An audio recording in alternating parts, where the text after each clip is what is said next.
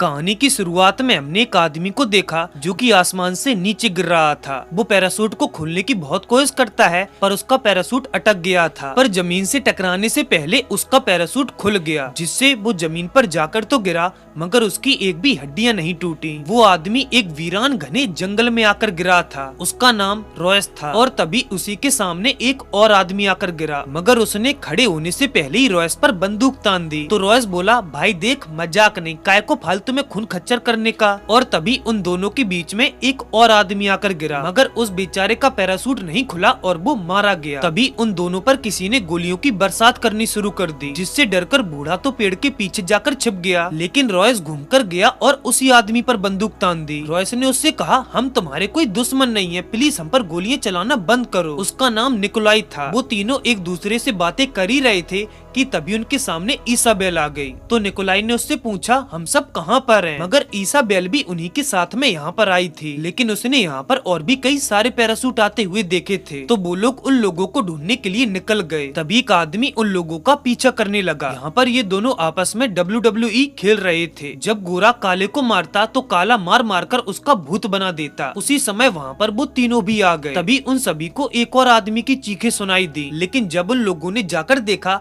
तो वो एक पेड़ पर उल्टा लटका हुआ था। तो रॉयस ने बंदूक से डाली तोड़कर उसको नीचे उतारा। वो एक डॉक्टर था। उसने कहा, मैं तो बस अपने काम पर जा रहा था, पता नहीं यहाँ पर कैसे आ गया। तभी मुंबासा को वही आदमी दिखा जो कि उनका पीछा कर रहा था। वो सभी उसके पास जाते हैं। वो आदमी एक अजीब सी चीज को देख रहा था और उसी के नीचे कई सारी इंसानी हड्डियां भी पड़ी हुई थी। यहाँ पर जितने भी लोग मौजूद थे उन सभी ने आज से पहले एक दूसरे को कभी नहीं देखा था। वो सभी इस वक्त किसी एक अनजान घने जंगल में थे और उन सभी को इस जंगल से बाहर निकलने का रास्ता ढूंढना था। तो ईसाबेल ने दिशा का पता लगाने के लिए एक लकड़ी को पत्ते के ऊपर रखकर उसे पानी में रखा, लेकिन वो पत्ता तो गोल गोल घूमने लगा। वो सभी समझ गए थे कि ये जंगल कोई मामूली सा जंगल नहीं है, यहाँ पर कोई ना कोई गड़बड़ जरूर है, क्योंकि जब से वो इस जंगल में गिरे थे तब से सूरज वहीं का वहीं पर था। रॉयस ने ईसाबेल से कहा, यहाँ पर हम जितने भी मौजूद हैं सभी के सभी लड़ाकू हैं, मगर डॉक्टर इसे यहाँ पर क्यों लाया गया मुझे तो समझ ही नहीं आ रहा। जिसके बाद जब वो लोग थोड़ा आगे गए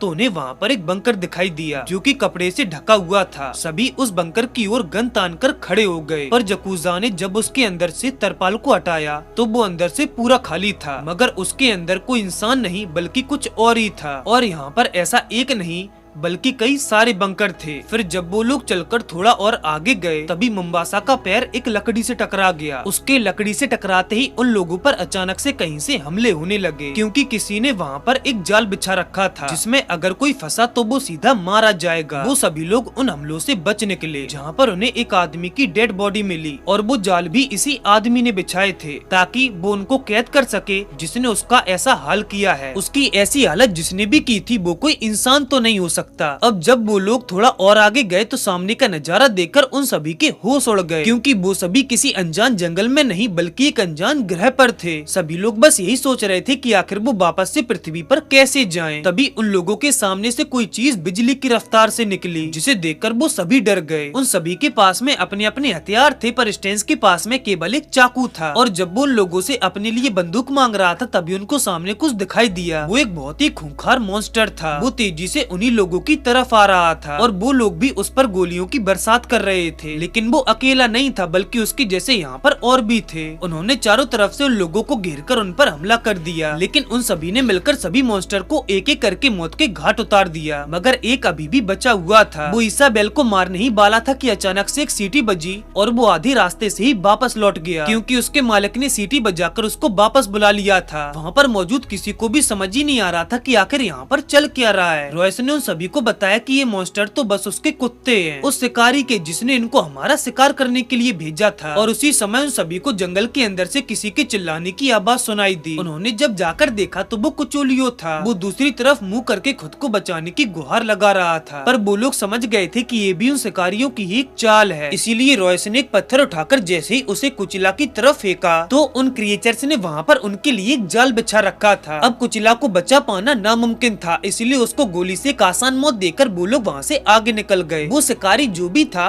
वो उन सभी लोगों पर हर समय नजर रखे हुए था, मगर वो केवल उन लोगों के शरीर से निकलती हुई गर्मी को ही भांप सकता था। वो लोग चलते चलते उन्हीं शिकारियों के अड्डे पर पहुँच गए। उनका घर किसी नर्क से कम नहीं था। वहाँ पहुँचकर उन्हें एक अजीब सा क्रिएचर रस्सियों से बंधा हुआ दिखाई दिया, जिसे उन्हीं क्रिएचर्स ने बंदी बना रखा था। पर अचानक से मुंबासा पर किसी ने हमला कर दिया, और वो कोई और नहीं बल्कि वही शिकारी थे जो जब चाहे तब अदृश्य भी हो सकते थे। उन क्रिएचर्स ने उन लोगों पर हमला कर दिया था, पर वो सभी तो उन क्रिएचर्स को देख भी नहीं पा रहे थे, इसीलिए वो सभी अपनी जान बचाकर वहाँ से भागे और पहाड़ से लुढ़कते हुए सीधे नदी में जा गिरे। वो शिकारी तब से वहीं खड़े होकर उनको देख रहे थे। पानी से बाहर निकलकर इसाबेल ने रॉयस को एक जोरदार थप्पड़ मारा, क्योंकि रॉयस जानबूझकर उन लोगों को उन शिकारियों के ठिकाने पर लेकर गया था। लेकिन उसने ऐसा इसलिए किया था ताकि वो पता लगा सके कि आखिर वो शिकारी कौन है और वो कितने ताकतवर हैं। फिर जब वो लोग एक जगह पर आराम कर रहे थे तभी उन लोगों को महसूस हुआ कि कोई न कोई उनके आसपास है, मगर उसको इस तरह से बाहर निकाल पाना मुश्किल था। इसलिए रॉयस ने एक प्लान बनाया और डॉक्टर को सीधा एक दिशा में भागने के लिए कहा। उसका प्लान था कि जैसे ही वो शिकारी डॉक्टर को मारने के लिए उसके पीछे भागेगा वो लोग उसको मार देंगे। सभी निशाना लगाने के लिए तैयार थे, और जैसे ही वो डॉक्टर को मारने के लिए उसके पास आया इसाबेल ने उसको उड़ा दिया। पर जब इसाबेल ने पास आकर देखा तो पता लगा कि उसकी गोली तो चूक गई थी। तो फिर आखिर उस शिकारी को मारा किसने? तभी उन्हें किसी की एक धीमी आवाज सुनाई दी। वो उन लोगों को बता रहा था कि उसने उस क्रिएचर को मारा है। उन लोगों को उसकी आवाज तो सुनाई दे रही थी, मगर वो आदमी कहीं दिखाई नहीं दे रहा था। और अचानक से वो रॉयस के पीछे आकर प्रकट हो गया। उसका नाम नोलैंड था और वो भी उन्हीं लोगों के जैसे यहाँ पर फंसा हुआ था। वो उन लोगों को उन क्रिएचर से बचाने के लिए अपने ठिकाने पर लेकर आया, जिसे कि उसने खराब स्पेसशिप के अंदर बना रखा था। उसने बताया कि वो यहाँ पर पिछले 2 सालों से फंसा हुआ है, और पिछले 2 सालों में वो केवल 3 क्रिएचर्स को ही मार पाया है। वो क्रिएचर्स हर साल शिकार करने के लिए इस प्लेनेट पर आते थे, जिसके लिए पहले तो वो इंसानों को धरती से अगवा करके यहाँ पर लेकर आते और फिर उनका शिकार करते। तो रॉयस ने नोलैंड से कहा कि शिकारी जिस अंतरिक्षयान पर सवार होकर इस ग्रह पर आते हैं, अगर हम उस तक पहुँच जाए तो क्या पता हम उसे लेकर वापस से अपने घर जा सके। ये सुनकर स्टेंस नोलैंड से बोला कि इस जंगल से बाहर निकलने का कोई रास्ता तो होगा। तो नोलैंड ने उससे कहा कि मैं लगातार एक ही दिशा में 1 साल तक चला, मगर तब भी मुझे इस जंगल का छोर नहीं मिला। उन लोगों से बातें करने के बाद नोलैंड सोने के लिए चला गया। वो सभी आपस में बातें कर रहे थे। रॉयस ने इसाबेल से कहा, अगर हम उस नरभक्षी को आजाद कर दे जिसे उन क्रिएचर्स ने बंदी बना रखा है, तो क्या पता वो घर वापस जाने में हमारी मदद कर दे। पर अचानक से बहुत सारा धुआं अंदर आने लगा, जिसे देखकर वो सभी जल्दी से खड़े हुए। पर नोलैंड तो वहाँ से गायब था और दरवाजा भी बाहर से लॉक था। दरअसल ये सारा प्लान नोलैंड का ही था, क्योंकि वो लोगों को मारकर उनका सामान लूटना चाहता था। वो लोग यहाँ पर बुरी तरह से फंस चुके थे और तभी रॉयस ने हवा में बंदूक फायर कर दी, जिसे सुनकर नरभक्षी को भी उनके ठिकाने का पता लग गया। स्टेंस भी लातों से उस दरवाजे को तोड़ने में लगा हुआ था और ये सभी अपने बैगों में बम और बारूद भर रहे थे। इधर नोलैंड जब उन लोगों को छोड़कर अपनी जान बचाकर वहाँ से भाग रहा था तो नरभक्षी सीधा उसके सामने आकर खड़ा हो गया। उसने एक ही बार में नोलैंड के टूके टूके कर दिए। अब क्रिएचर उनके दरवाजे के बाहर आ गया था। उसको देखकर वो सभी पीछे हट गए, मगर वो दरवाजे को थोड़ा सा खोलकर अचानक से गायब हो गया। तो सभी दरवाजा खोलकर बाहर निकलने लगे और नरभक्षी भी यहीं कहीं आसपास था। वो सभी भागकर स्पेसशिप से बाहर निकल रहे थे, पर इस चक्कर में डॉक्टर रास्ता भटक गया और वो लोगों से पीछे रह गया। उसके सामने 2 रास्ते थे, मगर उसको समझ नहीं आ रहा था कि आखिर वो किस रास्ते से जाए। उसको काफी डर भी लग रहा था, क्योंकि वो नरभक्षी कभी भी उसको मार सकता था। मगर तभी उसे दीवार के दूसरी ओर वो लोग भागते हुए दिखाई दिए। तो उसने उन लोगों से कहा, प्लीज मुझे भी अपने साथ में ले चलो, मुझे यहाँ पर नहीं मरना। पर उन लोगों ने उसकी एक ना सुनी और वहाँ से चले गए। उसी समय वहाँ पर नरभक्षी भी आ गया, मगर इससे पहले कि वो डॉक्टर को कुछ करता निकोलाई वहाँ पर आ गया। वो डॉक्टर को लेकर सबसे बाहर जा रहा था कि तभी नरभक्षी ने निकोलाई पर ही हमला कर दिया। लेकिन डॉक्टर ने निकोलाई की मदद नहीं करी और वो वहाँ से भाग गया। नरभक्षी निकोलाई को मार पाता उससे पहले उसने बम की पिन निकाल दी, जिससे निकोलाई के साथ साथ नरभक्षी भी मारा गया और ये चारों भी सबसे बाहर निकल आए थे। उन लोगों को लग रहा था कि वही एक आखिरी नरभक्षी था जिसे भी उन लोगों ने मार दिया था। पर अचानक से वहाँ पर एक और नरभक्षी ने आकर स्टेंस पर हमला कर दिया और अब उसके निशाने पर रॉयस था। पर तभी स्टेंस ने पीछे से आकर उस पर चाकू से हमला कर दिया, जिसका फायदा उठाकर वो तीनों वहाँ से निकल गए। लेकिन गुस्से में आकर स्टेंस के अंदर से नरभक्षी ने उसका कंकाल ही बाहर निकाल लिया। ये चारों तेजी से अंतरिक्षयान की ओर जा रहे थे, पर याकुजा अचानक से रुक गया और बाकी लोगों को आगे जाने के लिए कहा। वो अकेला ही उस नरभक्षी का मुकाबला करने वाला था। उसने अपनी तलवार निकाली और नरभक्षी भी उसके सामने आकर खड़ा हो गया, जिसके बाद उन दोनों ने लड़ाई करना शुरू कर दिया। भले ही नरभक्षी यकूजा से काफी ज्यादा ताकतवर और शक्तिशाली था, पर यकूजा भी घुटने टेकने वालों में से नहीं था। उसने तलवार उठाई और एक ही बार में नरभक्षी का गला काट दिया, पर इस चक्कर में उसको भी काफी ज्यादा चोटें लग गयी, जिससे वो भी वहीं पर गिर गया। इधर ये लोग तेजी से विमान की ओर जा रहे थे, पर डॉक्टर का पैर एक ट्रैप में फंस गया, जिससे उसको चोट लग गई। इसाबेल ने ट्रैप को तो निकाल दिया था, पर अब वो वापस से चल नहीं सकता था। तो रॉयस ने इसाबेल से कहा, हमें इसे यहीं पर छोड़कर जाना होगा, वरना इसके चक्कर में हम दोनों भी मारे जाएंगे। लेकिन इसाबेल ने उसको अकेला छोड़ने से मना कर दिया। तो रॉयस उन दोनों को छोड़कर अकेला ही चला गया, क्योंकि वो उन दोनों के चक्कर में अपनी जान दांव पर नहीं लगा सकता था। रॉयस सीधा उस नरभक्षी के पास गया जिसे उन लोगों ने बंदी बना रखा था, क्योंकि उसको लग रहा था कि अगर वो उसको आजाद कर देगा तो बदले में वो भी उसकी मदद करेगा। लेकिन उसको आजाद करते ही उसने उल्टा रॉयस का ही गला पकड़ लिया, पर तुरंत छोड़ भी दिया, क्योंकि वो एक भला नरभक्षी था। और यहाँ तक कि उसने रॉयस के लिए उसका विमान भी तैयार कर दिया। इधर उस नरभक्षी ने उन दोनों को पकड़ लिया था, पर वो उन दोनों को मारता नहीं है, बल्कि इस गड्ढे में ले जाकर फेंक देता है। उसने देखा कि वो नरभक्षी भी आजाद हो चुका है। दूसरा नरभक्षी भी उसको देखकर गुस्से से लाल हो गया था, इसीलिए दोनों एक दूसरे से फाइट करने लगे। मौका देखकर रॉयस वहाँ से भागा और विमान के उड़ने से पहले ही वो उसके अंदर घुस गया। उसके अंदर जाते ही विमान उड़ने लगा। इधर उस नरभक्षी ने दूसरे नरभक्षी की गर्दन पकड़ी और एक ही बार में उसका सर कलम कर दिया, जिसके बाद वो भागकर गया और बटन दबाकर विमान ब्लास्ट कर दिया। और इधर डॉक्टर ने अपनी जेब से एक चाकू निकाला और इसाबेल का गला काट दिया। दरअसल वो कोई डॉक्टर नहीं बल्कि एक साइको किलर था, और जब वो इस जगह पर आया तो वो अपने आप को भी इन्हीं नरभक्षियों के जैसा मानने लगा। वो यहीं इन नरभक्षियों के साथ ही रहना चाहता था, पर उसी समय वहाँ पर रॉयस आ गया। उसने उन दोनों को गड्ढे से बाहर निकाला, मगर चाकू पर जहर लगा होने की वजह से इसाबेल धीरे धीरे पैरालाइज होती जा रही थी। डॉक्टर रॉयस को भी मार नहीं वाला था कि तभी रॉयस ने उसी का चाकू उसी को वापस सौंप दिया, जिसके बाद उसने नरभक्षी के आने से पहले चारों तरफ बारूद बिछा दी। फिर जब नरभक्षी वापस आया तो उसे वहाँ पर डॉक्टर दिखाई दिया, पर जैसे ही उसने उसे सीधा किया तो डॉक्टर के गले में लगे सभी बॉम्ब ब्लास्ट हो गए, जिससे डॉक्टर के तो टूके टूके हो गए, पर नरभक्षी को कुछ ज्यादा फर्क नहीं पड़ा। वो जब खड़ा हुआ तो रॉयस ने अपनी पूरी बॉडी पर गीली मिट्टी लगा ली थी, ताकि नरभक्षी उसके शरीर से निकलती गर्मी को देख ना पाए। और ठीक ऐसा ही हुआ। वो कभी इधर से उसको मारता तो कभी उधर से उसको मारता, पर वो बेचारा तो उसको देख ही नहीं पा रहा था। पर जैसे ही उसके ऊपर की मिट्टी सूखी, नरभक्षी ने उस पर हमला कर दिया, जिससे रॉयस को चोट लग गई और वो नीचे गिर गया। उसने रॉयस को ऊपर उठाया। वो रॉयस को मार नहीं वाला था कि तभी इसाबेल ने उसको गोली मार दी, जिससे रॉयस उसके हाथों से छूट गया। पर रॉयस जल्दी से खड़ा हुआ और तलवार निकालकर एक ही बार में उसकी मुंडी अलग कर दी, और उसी के साथ में ये कहानी भी खत्म हो गई।